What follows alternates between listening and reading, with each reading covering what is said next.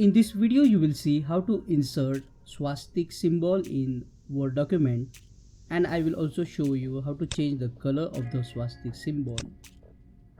There are two quick methods. Let's see each method one by one.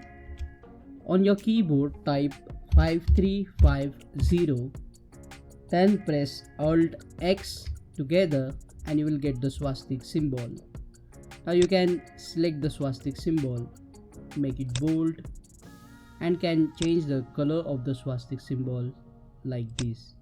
If you don't want to remember the number, just go to the browser, type swastik symbol. You will see the symbol here. Copy the symbol and just paste it inside the Word document.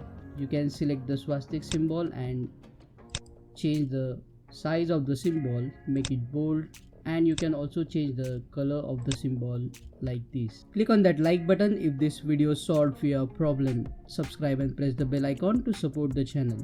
Thank you.